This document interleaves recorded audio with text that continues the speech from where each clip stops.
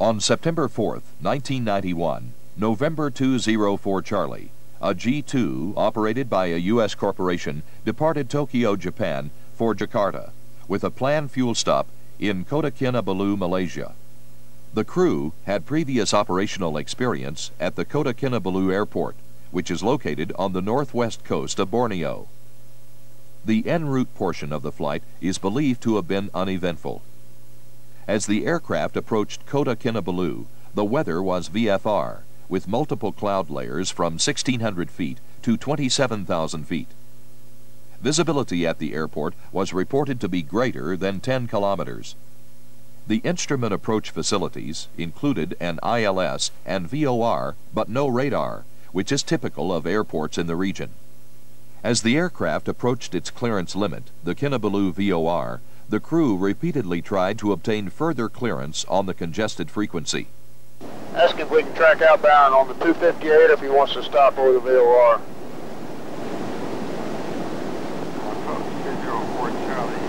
You want to track outbound on the 258 degree bridge or hold over the VOR? November 204 Charlie, report radio maintaining now. Radio. What radio you're on? 04 Charlie, report maintaining now. Okay, 04 Charlie, we're on the 025 radio. And radio 025 to Victor Zulu November. I didn't hear what he said on it.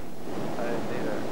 Okay, 204 Charlie, we're passing over the VOR and you want to go outbound on that 258 radio?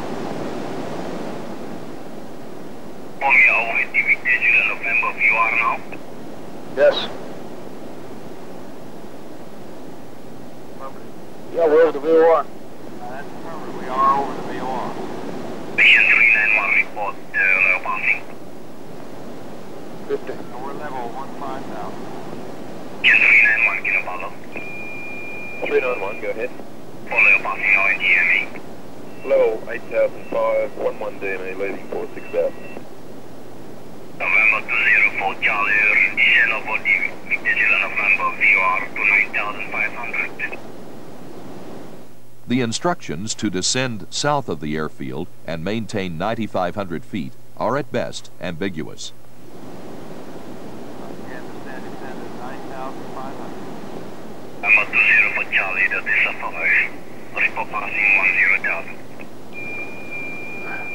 I didn't, Report out of 10,000. Follow. I still didn't understand. Did he say we could go outbound on the VOR, or do we have to hold? John Malaysian 413, my brother. I gotta know. Requesting Sandakan, follow 170, push start 10 minutes. 13 is economy 02, surface wind 30010. Unit 1009, temperature 30. Check, QNH 1009, 4102. Malaysian 413, thank you. 204 Charlie, we're still uncertain. You want us to go outbound on the 258 degree radio or do you want us to hold?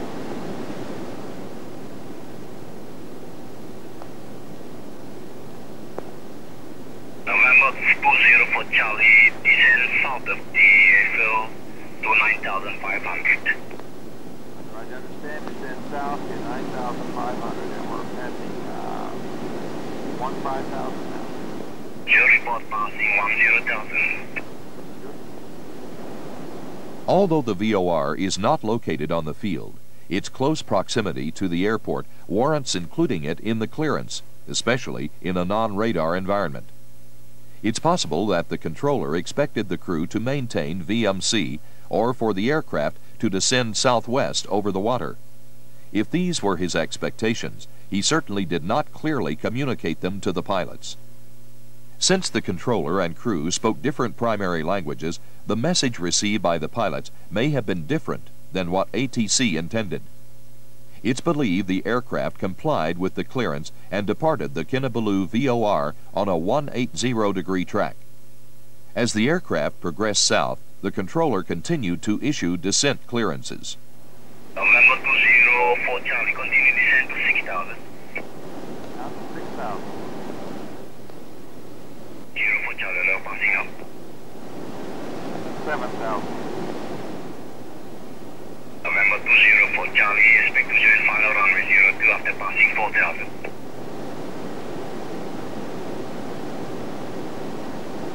Okay, after 4,000, expect to turn inbound to runway 02. Number 204 Charlie, affirmative, report passing 4,000.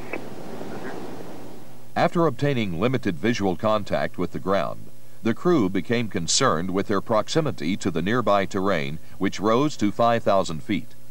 Julius, confirm. Getting pretty close to the hill. Yeah, I know. What's up, Bob? Charlie, Juliet, Major 3901. Down with through 4. 204 Charlie. 40 me now. 290, I mean. Clear to join final for runway 02, descend to 2,500. Okay, final descent for runway 02, 2,500. As the crew turned to intercept the final approach course, they initiated a climbing turn. I'm going to turn to the right.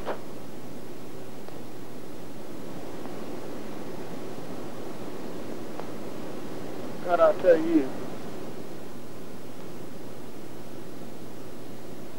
I don't like what we've got here. I'm climbing this sucker out of here. Unfortunately, the climb wasn't steep enough to clear the terrain, and the aircraft crashed only 100 feet below the top of a ridge located 32 miles south of the VOR. Among other things, accidents such as this exemplify the need to act as soon as possible on your intuition with a maximum performance climb should you become uncertain or have an uneasy feeling about the aircraft's position relative to the terrain. It could mean the difference between life and death.